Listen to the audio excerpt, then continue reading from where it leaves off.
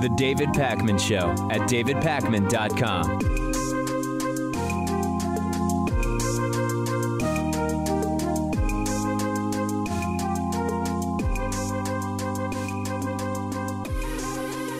So Brett Kavanaugh was confirmed to the Supreme Court. I don't think that that is breaking news at this point, to be hearing it from me a couple of days after and the day after this completely gong show charade of a swearing in at the White House. And the confirmation of Brett Kavanaugh to the court is at the micro level an atrocity, right? You put this erratic, unhinged serial liar and serial accused sex assaulter on the court, possibly the second such sex assaulter, at least, really bad. It's not good. But in the midst of the Kavanaugh drama, there's kind of a bigger story, which is the radicalization of the American institutions that are part and parcel of the idea of the United States. So let's start with Kavanaugh and the Supreme Court.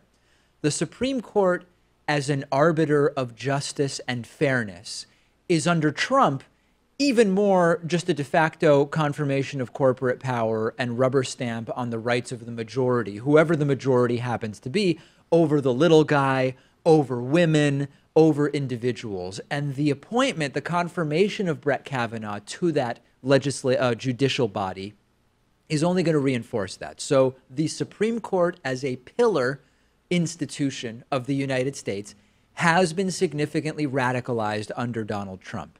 Let's talk about another institution, the Environmental Protection Agency. The Environmental Protection Agency, as a check on the sometimes bad and destructive actions of corporations against the environment, is becoming even more of a rubber stamp that simply allows the decimation of our environment to happen for the purposes of bolstering the profits of big corporations. That is the radicalization at the base level of the Environmental Protection Agency. The electoral systems of the 50 U.S. states, instead of being a pillar of what makes the United States a democracy, really, it's like the main thing that makes the United States a democracy, free, fair, full elections. The electoral systems are being subjugated and curtailed by the removal of the Voting Rights Act, which has already led to attacks, successful attacks on voting rights, by a more and more right-wing Supreme Court, which is also going to influence voting law, by continued foreign and domestic attacks on the election systems themselves. And this ranges from Russian hacking of actual election equipment to voter suppression tactics like reducing early voting, voter purges, requirements of voter IDs that while they themselves are free, they require documents that themselves are not free. Corporate media as an institution continues to become a delivery system for polemics and profitable scandal mongering rather than a way for people to just be informed about issues that matter to them or I guess should matter to them. Media in general is under attack. We've got the false claims of fake news against media that Trump just doesn't like or that do critical reporting about what the administration is doing. We're seeing journalists specifically targeted. We are seeing disdain for the institution of media and reporting. This is not going to change anytime soon. This is a wholesale radicalization of American institutions. And if you look at research about radicalization, most of that research is about how an individual person becomes radicalized, right? Sometimes they become radicalized and they become a terrorist, as an example. What you quickly learn when you look at radicalization research is that in order to radicalize, you have to get people to not only reject the status quo, but sort of become indignant about it, even if they misunderstand the status quo. Now, sometimes there are good reasons to reject the status quo. So as an example, our campaign finance system is completely broken. To get people to really activate against our campaign finance system, you need people to understand why the status quo doesn't work. But radicalization often comes from tricking people into opposing the status quo in ways that aren't actually rooted in fact. So here's an example, right? How do you turn people against the media? You claim it's broken fake news every time they criticize the president. There are huge problems in media. We've talked about media consolidation. We've talked about bias to sensationalism. I won't give you the full list right now. But the problems in media are not the ones that Donald Trump claims are the problems that he's using to successfully turn people against the media. That is how you radicalize. How do you get Republicans to support the radicalization of the Supreme Court by confirming a lunatic, unhinged, serial accused sex assaulter? You attack the status quo of all of those claims against Kavanaugh being Democratic smears, maybe even involving the Clintons from years ago. I don't even know how you get to that conclusion, but they tried it. So what's the answer? Is voting enough? I don't know. I don't know. That's why I've been saying for a while that really for change to happen, we more likely are going to need to go beyond just voting. I've talked about civil disobedience. I've talked about general or industry-wide strikes. Everybody has to vote. And when not voting would have won the number of electoral votes in the 2016 presidential election in all but like 2 states that had at least 50% voting, we need everybody voting first and foremost. But is voting going to be enough to turn back the radicalization we're seeing? Well, it's fighting dirty, I think. So voting is step one, right? We have to take back the Senate, House, and presidency for 2020, and then we'll look at things like maybe packing the court, splitting up California, adding D.C. and Puerto Rico as states. Maybe that's how we win.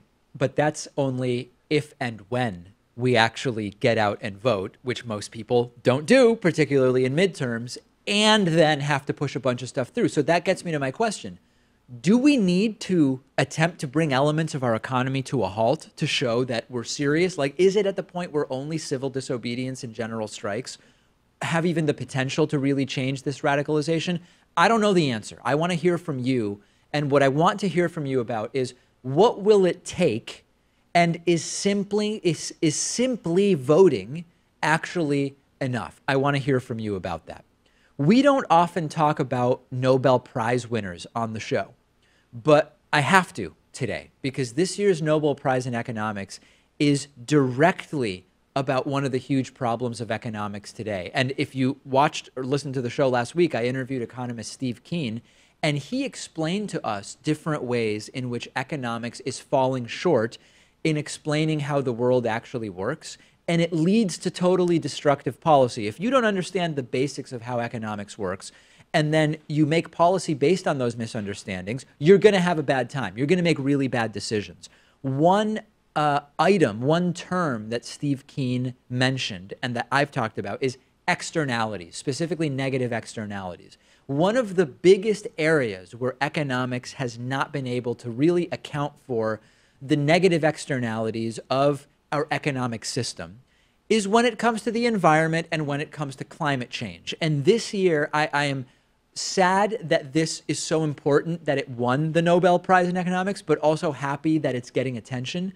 The economics Nobel Prize this year was split by William Nordhaus and Paul Romer. Now, Paul Romer looked at calculating the impact of technological advancement economically, which is very interesting in and of itself. But what I want to focus in on today is the work of William Nordhaus. What he has done is to pioneer assessing the economic impact of climate change. And there are two sort of major problems right now with convincing governments and corporations and people to take climate change really seriously. Not just, I'm going to recycle and I'm going to get the Prius instead of the SUV. That's great. And it would be lovely if everybody did that. And I know Pat is doing all of those things. But if you truly understand the degree of the problem here, you see that there's a totally missing actual commitment from governments and corporations to solve the problem. Problem one is lack of a full assessment of what will the economic impact be of climate change, right? That lets people be in denial because we've not had good assessments of what's the full scope of those negative externalities. It's easier for people to bury their head in the sand, to look the other way, and to say, well, it's going to be fixed. Problem two has been the assumption that even if we could figure out what we need to do to deal with climate change, that it's just going to be too expensive for governments, for companies, it's going to be too annoying to individuals, which is insane because if you think the solution is too expensive, you're admitting the problem's really bad, right? Because if the solution were not expensive, it must be because the problem's not that bad. You're implicitly acknowledging the scope of the problem when you say it's just going to be too expensive.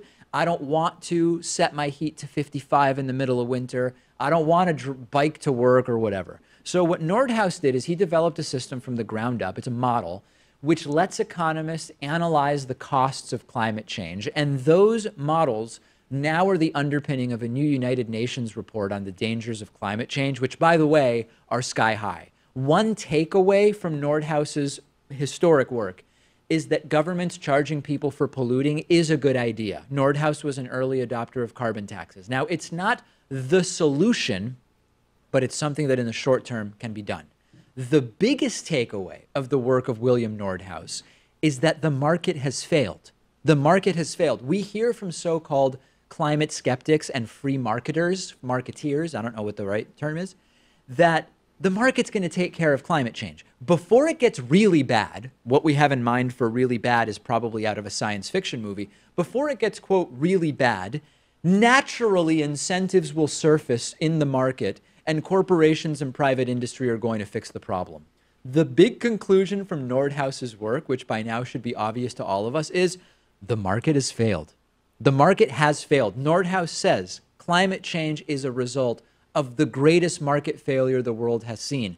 Just because Boston's not yet underwater, even if in 10 years we're able to build a system of dams to prevent Boston from going underwater, the market has already failed because it's getting worse and worse and worse. If the market was incentivized to solve this problem, we wouldn't be where we are now. Yeah, the neoclassical view on economics isn't holding up here, and I think that's why you'll have to see people on the right moving the goalpost. It's not any longer that the market will solve this problem, it's just that this problem doesn't exist, that climate change isn't happening, and that certainly man isn't causing it. The explanations are becoming more and more unhinged from the skeptics because we're too far past now to go back. We have mounting expertise from economists that as a starting point, I mean, carbon taxes are just a must-do. Instead of subsidizing oil and other fossil fuels, we should be taxing the use of those fossil fuels and then subsidizing the development of alternatives and the use of alternatives. But the problem is that the carbon taxes we would need to actually stop the advancement of this problem are ridiculously high. Like an IPCC estimate says, we ultimately will need $27,000 per ton in carbon taxes. The Trump administration says that the total social cost is $7 per ton.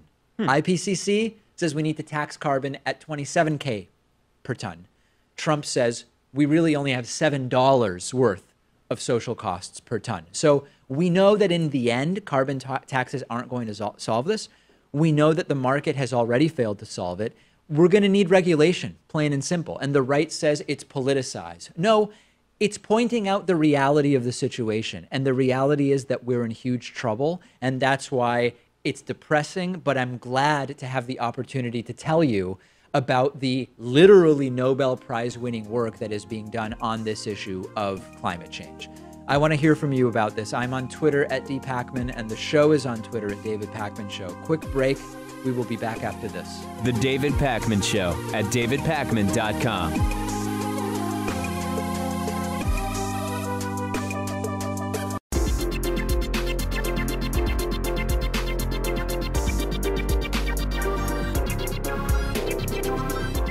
The David Pakman Show at davidpakman.com. Michelle Spalding is today's new David Pakman Show member of the day. I also want to say thanks to today's sustaining long-term David Pakman Show member, William Charles, who has been with us since 2013. Long time to be a member. Michelle, William, thank you. Join them to support the show at www.joinpakman.com. There is a coupon code. It expires on Election Day.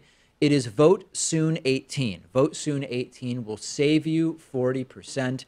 And please consider making a pledge of as little as $1 a month at patreon.com/David Pakman Show. We have to talk about something today that is going to make some of the people in our audience extremely uncomfortable. Because it turns out that Donald Trump disproportionately appealed to cognitively challenged voters, to voters likely to perform poorly on intellectual ability tests. Now, I want to issue a disclaimer here because I know what's going to happen, Pat. We know what the response will be.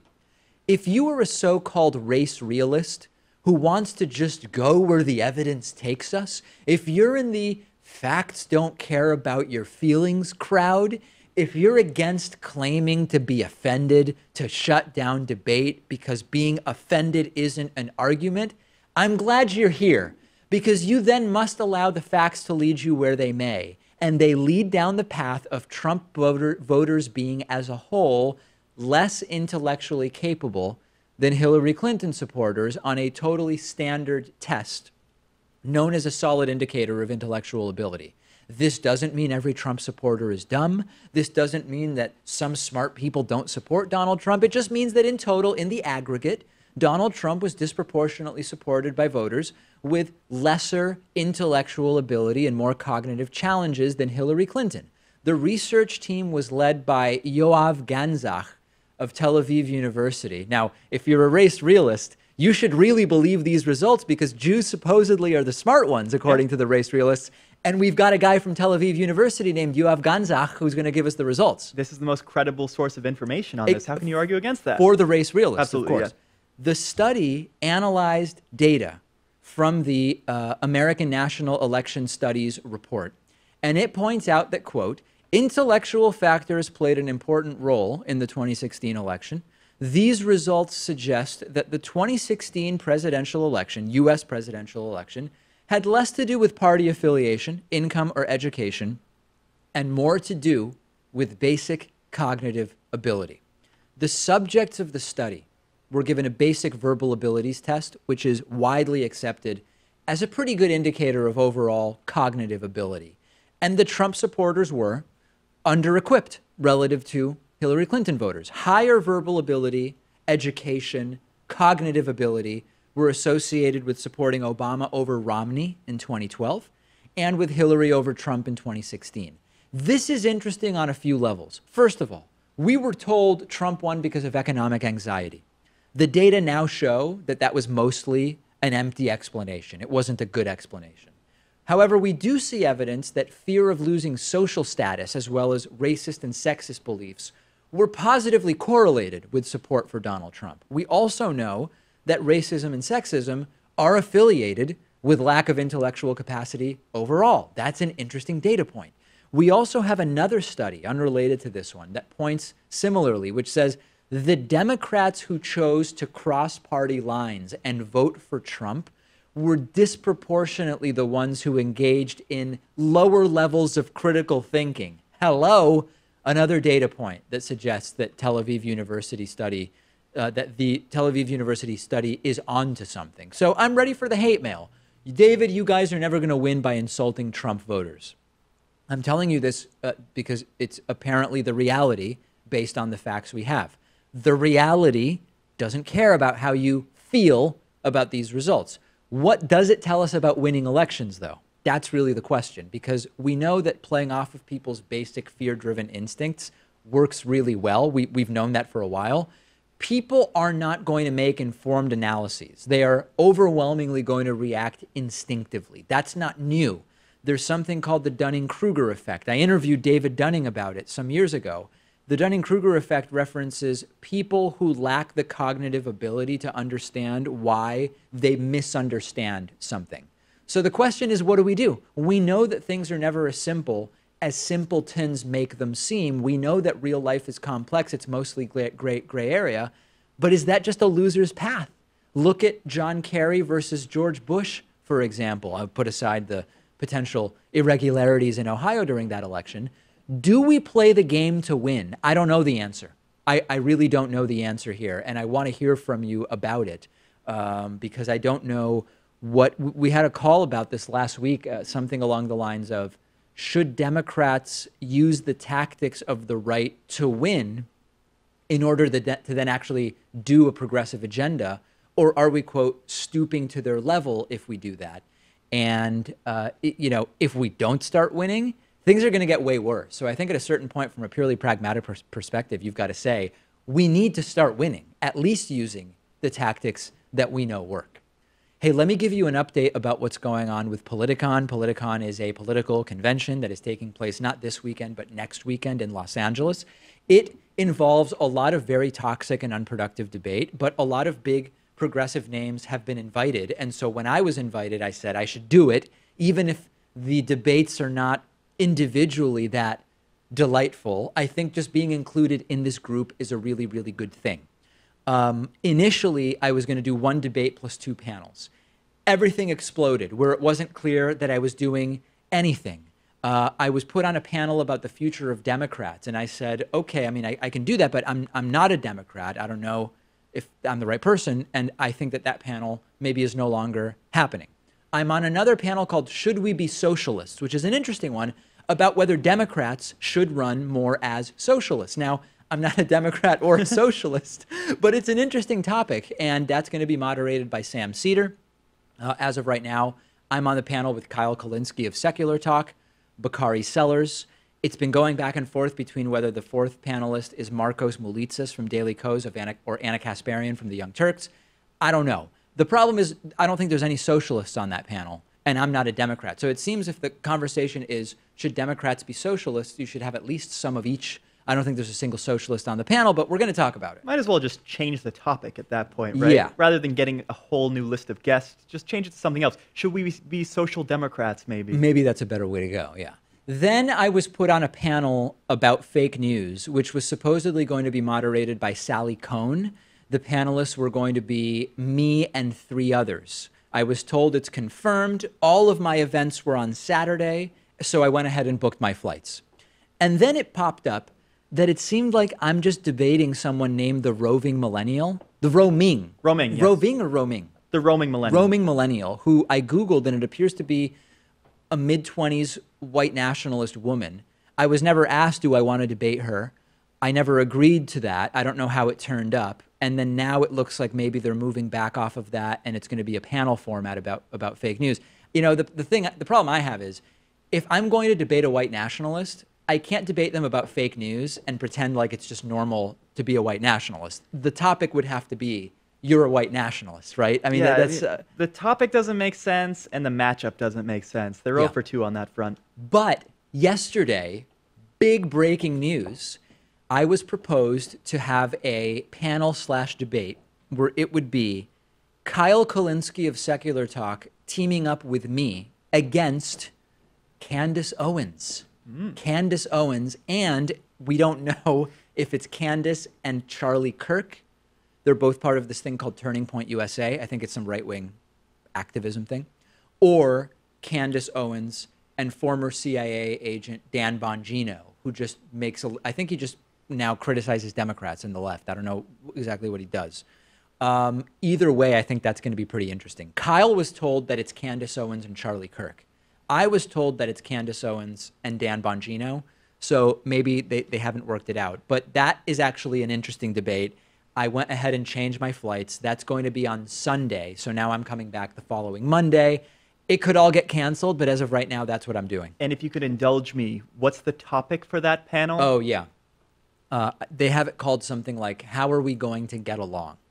Which I don't think anyone's going to stick to. I think it's going to be a debate of left versus right-wing ideology. Yeah, talk policy. And none of this free speech stuff, I think, too. We got to talk about healthcare. We got to talk about taxes. Yeah. Like, let's get into the meat of this stuff. That's what I want to do. And Kyle and I will be hopefully meeting in LA Friday, Saturday to strategize about this.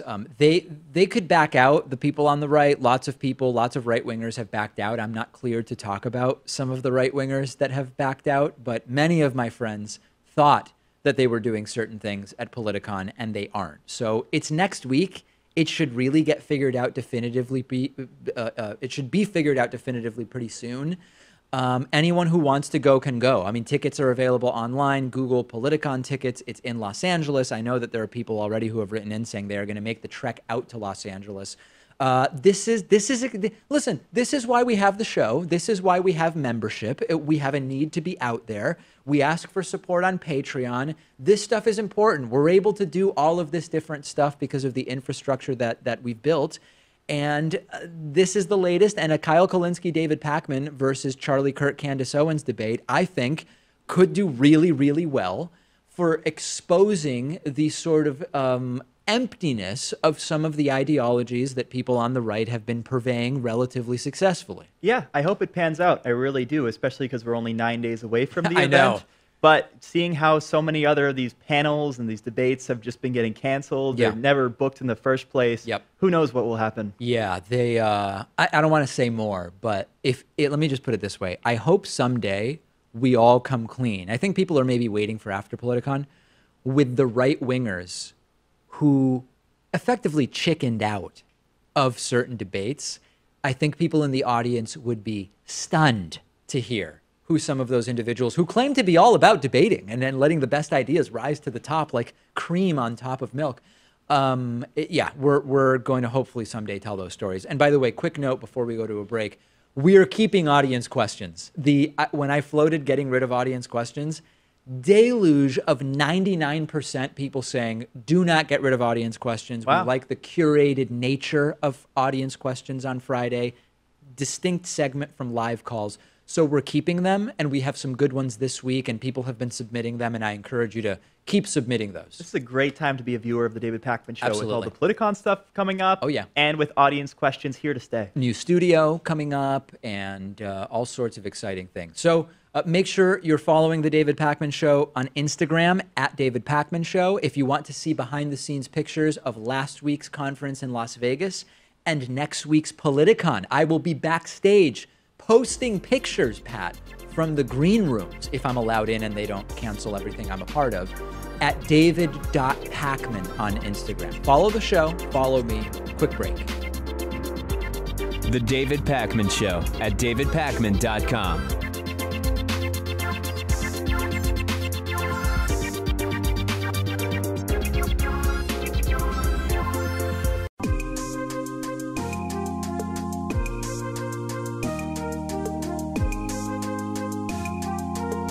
Welcome back to the David Pakman Show. It's great to be joined today by Dr. Alok Kanojia, who's a psychiatrist practicing in Boston, Massachusetts. He's on the faculty at Harvard Medical School, and he's been using meditation along with the latest advances in neuroscience and psychotherapy to help gamers who may be experiencing video game addiction get control of their lives. Thanks so much for talking to us about this. I mean, first thing, is there something unique about video game addiction that is different than other addictions? Absolutely, David. Thanks for having me on the show, by the way. No problem. So I think the first thing to understand is that our model of addiction is based on biological addictions. So things like alcoholism, for example, is one of the most common addictions. Right now, there's like an opiate crisis across the United States. And so those substances, those are what we call substance use disorders. And so those are chemicals that have a direct effect on a particular part of your brain. And so our treatment of addictions tends to be based on things like alcoholism. But a video game doesn't affect people in the same way as like a molecule of alcohol or a molecule of like heroin or cocaine. Gaming is much more complex and affects people in a whole slew of neurological, psychological, and even kind of social ways. Can you talk a little bit about, I mean, if we imagine two people, someone who may be playing video games 10 hours a day and someone who may be watching reality television 10 hours a day, the amount of time that goes into it is the same. The amount of time sitting in front of a television is effectively the same. But these are two different behaviors, right? Absolutely. Can you talk about how or why? So if we think about someone who watches reality television, first of all, I don't know. I've never met someone who watches 10 hours of reality TV for like years and years and years, whereas I've met a ton of gamers who will be in their mid-20s and have really done nothing except for play video games for like 6 to 10 hours a day for the last decade. So I think just in terms of the commonality of video game addiction is way higher than, let's say, reality TV. But fundamentally, if you think about the person who is watching reality TV, that's entirely a passive consumption of something, whereas video gaming is way more active. If you look at gamers, part of the reason that they stay so engaged with games is because there are social aspects to it. For example, like people will have online friends on their Steam friends list that give them a sense of community that they actually get to know very well over time. I mean, myself included. So I, for example, started playing StarCraft with a guy when I was 15 years old, had never met the dude. And then 12 years later, I've been playing with the guy on a weekly basis for the last decade. I invited him to my wedding. And so I think gaming has a very powerful community aspect in which people form authentic relations, which keeps people kind of plugged into the computer, because as human beings, we want to connect with other people, and gaming actually allows you to do that. Another big aspect that separates gaming from kind of passive consumption is that a lot of gamers derive identity from the game. So they think of themselves as, oh, I'm a competitive player in this game, or they'll create a character in a massively multiplayer online RPG like World of Warcraft or FF14 or Elder Scrolls Online, and they sort of identify with this person that they are in the virtual world, and they derive a sense of kind of pride in their identity. I know a lot of gamers, for example, who take a lot of pride in accomplishing things within games. And if you think about someone who's watching reality TV, there's no sense of accomplishment there ever. And I think that's why video games are such a big problem, because they do actually hijack parts of our brain that involve reward circuitry, that involve overcoming challenges, that involve achieving things. And so I think the two are actually very different. Does that make sense? It does, yeah. Is there a way to objectively say that video game addiction or equivalent addictions are, quote, less serious or, quote, less damaging than addictions to some of the substances you mentioned? Or is it not so clear that we can say that? I think less damaging. So I think they're more damaging in some ways and less damaging than other ways. And you can sort of say that scientifically. Mm-hmm. For example, there are cases of people who die from video game addiction, but those tend to be very few and far between. So I can think of like 2 or 3 case reports over the last 3 or 4 years of people who have died of video game addiction. Whereas we know that, for example, alcohol, heroin, cocaine, those will kill you. Like, people die from liver disease, they die from overdosing on alcohol, they die from overdosing on opiates, and that's a very common situation. I think that, so in that way, you can say that biological addictions are more dangerous if we're defining danger as, risk of mortality. On the other hand, I think actually gaming addiction can be more dangerous in a lot of ways because of the way that it's insidious and sort of takes control of someone's life. There are a lot of gamers who actually kind of are very happy and sort of fine with playing games for like 6 to 10 hours a day. And in that sense, I mean, there are some alcoholics who don't think that they have a problem as well. But I think because gaming is just so much fun, and because it engages people on so many different levels, like, for example, earlier I was talking about how you can form authentic relationships. I think in a sense it can be even more dangerous because it's giving you something that the real world gives you, and therefore sort of takes away the need for you to engage in the real world. And when I think about how that shapes someone's life, I think it's very, very dangerous. Because you're sort of, you enter this virtual world, and then before you realize it, you're not really able to move in the real world, and you kind of don't know how you ended up there. Are men versus women more or less likely to become addicted? And I know that we need to account for the fact that there are gender differences in terms of who plays video games, right? Like, there are way more male gamers than female gamers to begin with, and there's also probably different social stigma around men playing video games versus women. But what do we know about whether men versus women are more likely to become addicted? So that's a great question. And the answer is, unfortunately, it depends. So, for example, one study out of South Korea that looked at adolescents demonstrated that for the people who were addicted, there was a 4-to-1 ratio of male men to women in terms of who qualifies as a video game addict. But then there are other studies that look at sort of that aren't quite so specific and are a little bit broad, that suggest that the kinds of video game addiction that each gender has seems to be different. So, for example, women are much more likely to spend more time playing mobile games or like iPad games or things like that. And men are much more likely to play things like Overwatch. And so there does seem to be a gender difference in terms of how they engage. But it's a little bit unclear whether, and there is some data to suggest that video game addiction is more of a problem in men.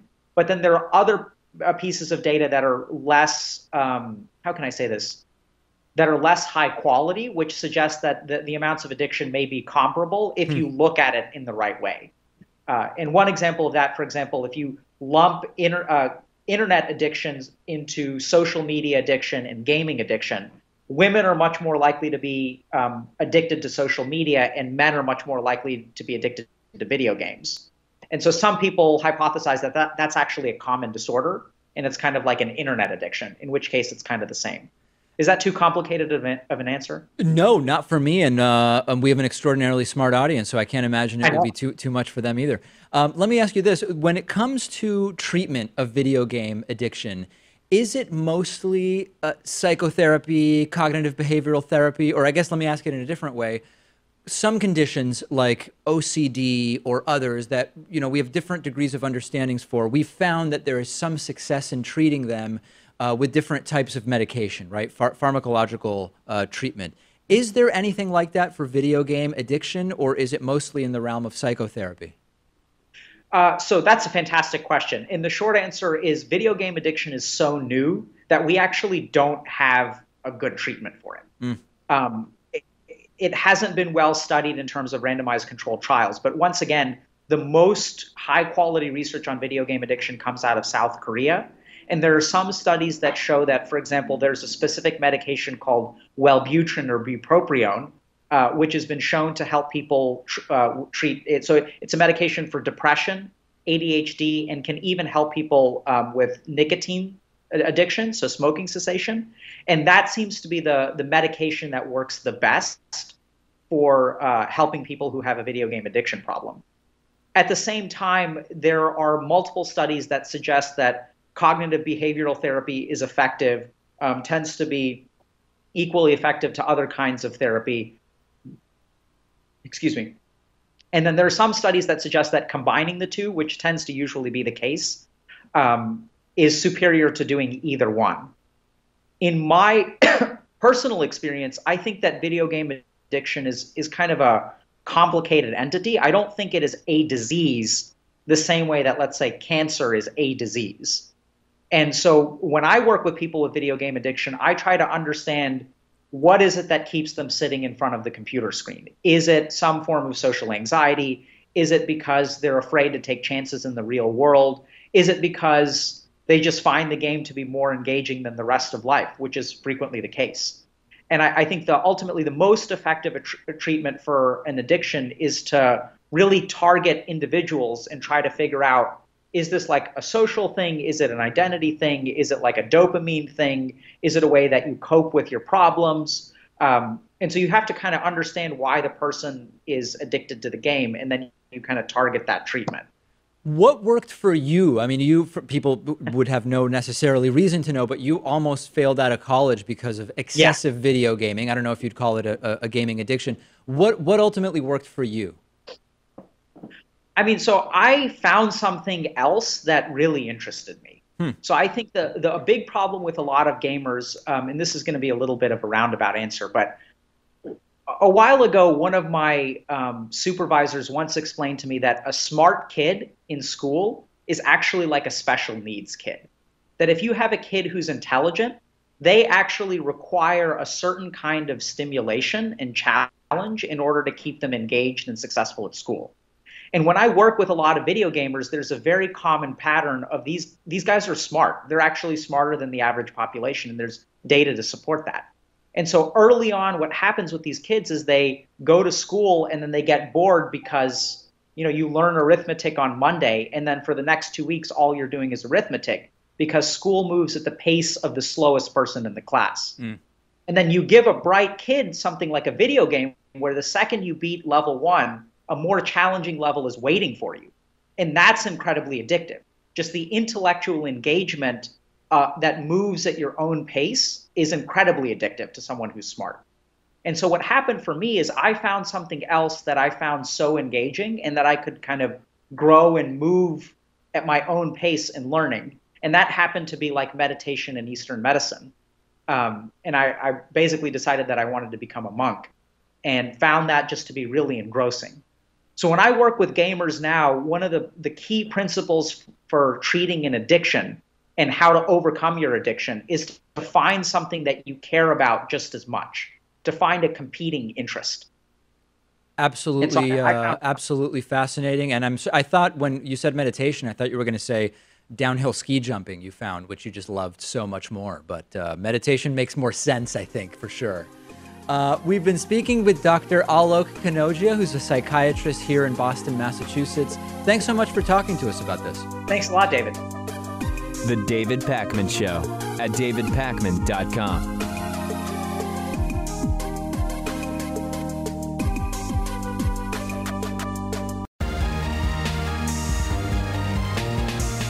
The David Pakman Show at davidpakman.com.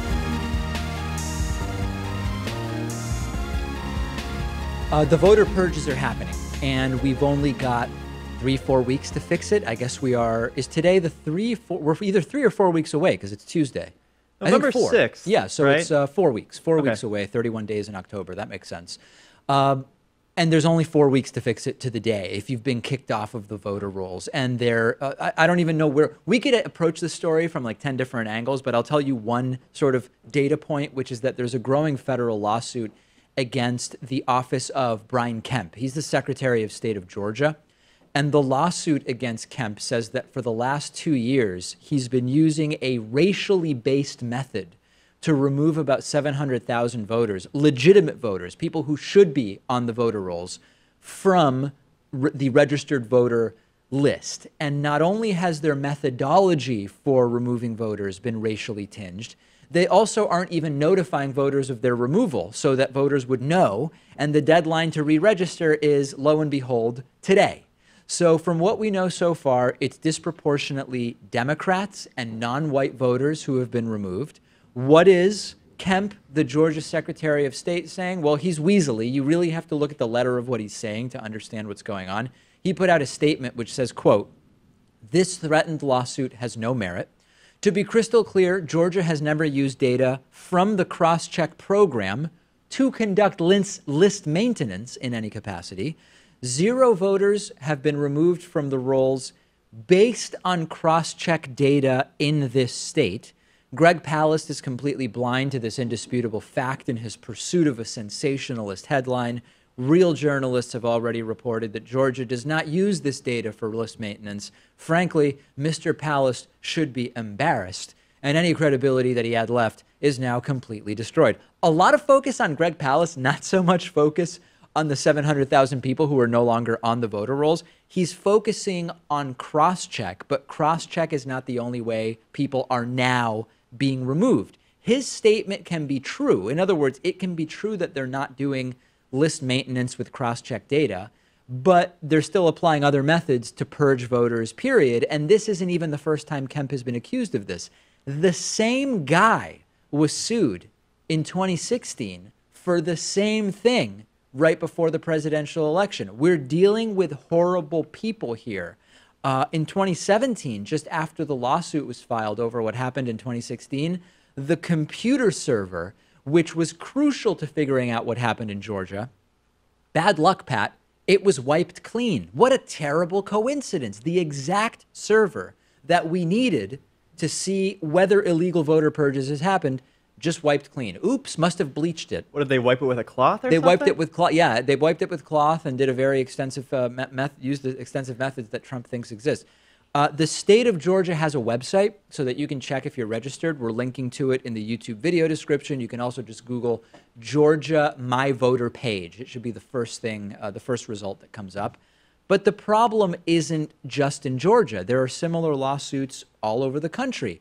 Kansas is a classic, of course, led by Trump henchman and Secretary of State Chris Kobach, whose mission to uncover voter fraud by Hillary Clinton to the tune of 3 to 5 million votes in 2016 fell totally flat. He's still able to wreak havoc in Kansas, though. Yeah, soon to be governor, probably. Potentially soon to be governor, which is a little bit disgusting.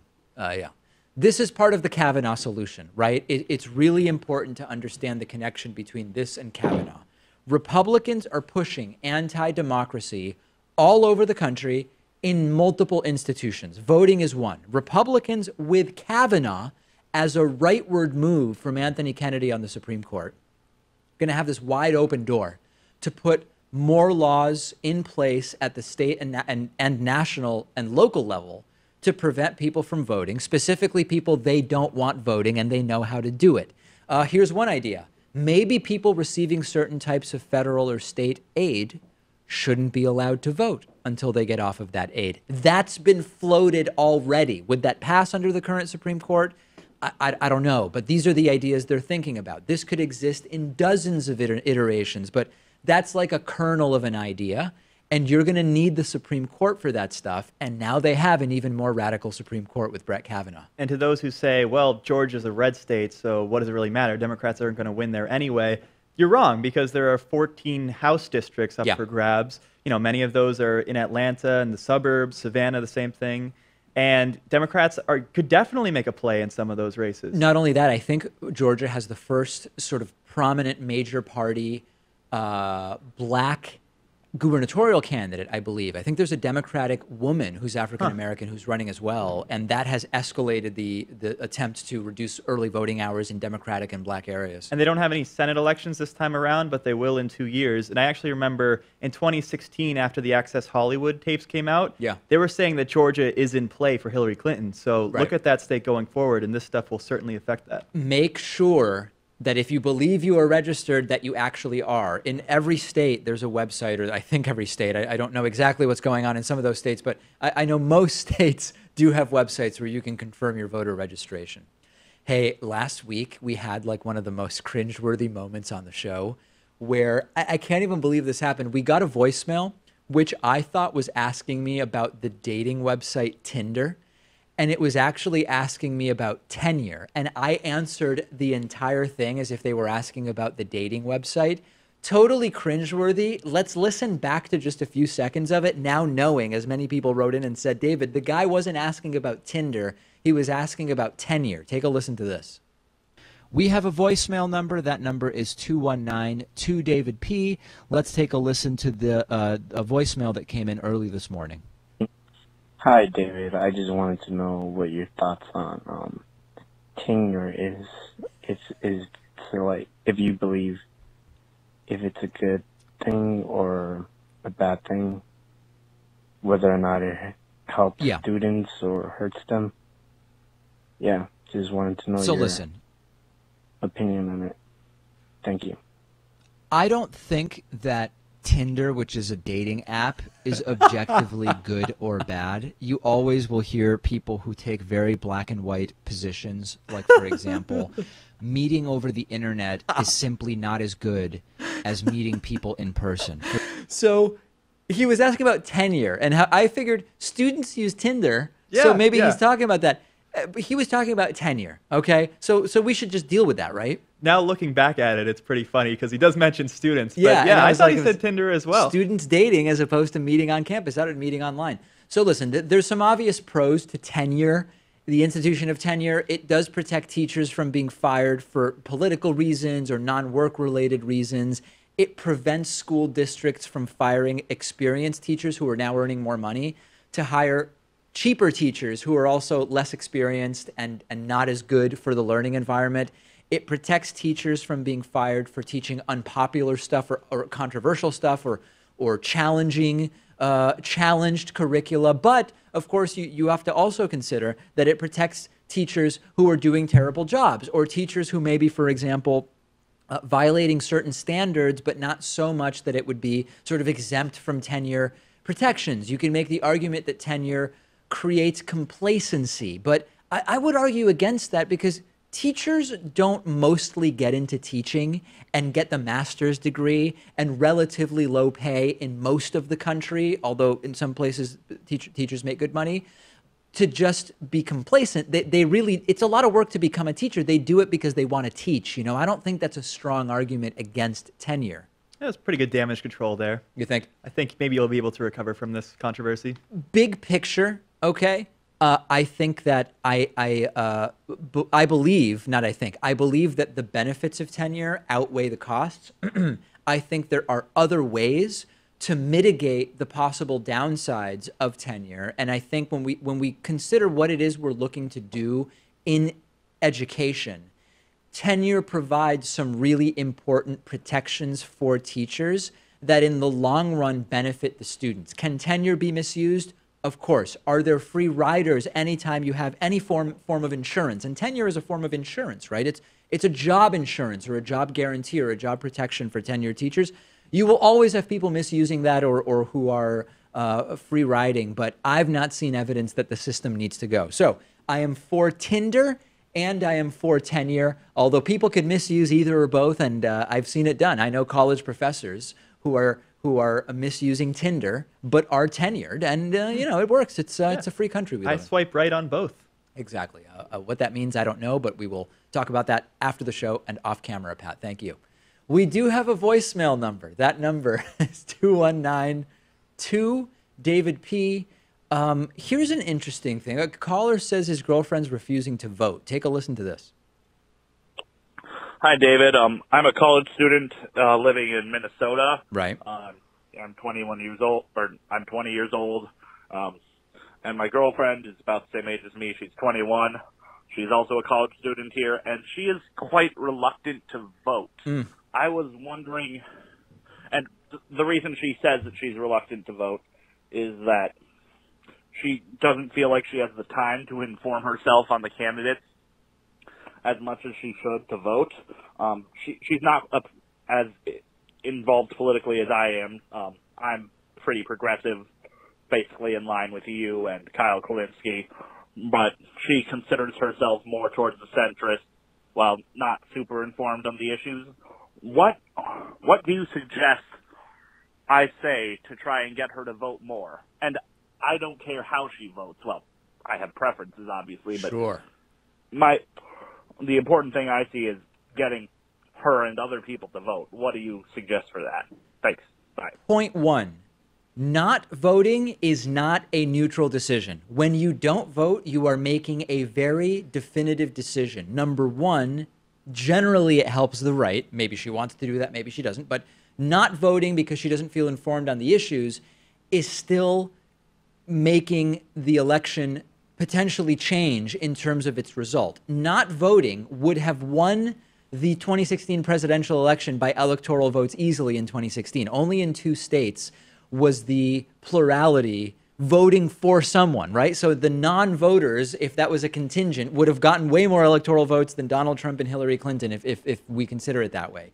I would explain to her she doesn't have the time not to vote, because by taking the shortcut now and saying I'm not going to get informed and I'm not going to vote and I just punched my mic because I'm so agitated by this and I apologize for that, she is going to end up in the future needing to sink all sorts of time into fixing problems that come as a result of the fact that not enough people vote. So not voting is a decision. It's not a neutral decision. It has a huge impact. And quite frankly, I'm not saying we need mandatory voting, but if people really saw voting as their duty rather than as this thing that if they want to do it, they do it, but only 40 to 50% of people do it, we would be much better off. We would be much better off. Even if people the first time they voted did vote the wrong way, once you vote, you have more of a stake and you pay more attention to what's going on. And then hopefully you revise your future votes on the basis of the consequences of your previous votes. Yeah, and maybe there are things on the ballot that she's not so informed with that she can skip as a question. Like if it's a ballot initiative she's not very informed on, just pass on that one. But you got to vote for the elected officials. You got to vote for Congress. You got to vote for Senate. Yeah. You got to vote for governor. This stuff's important. Yes. Not voting is a very impactful decision. And the idea that if you're uninformed and you opt out and that's just a nice, neat, tidy solution doesn't work.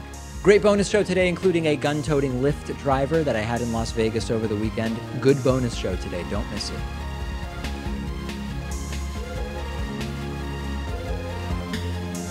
The David Pakman Show at davidpakman.com.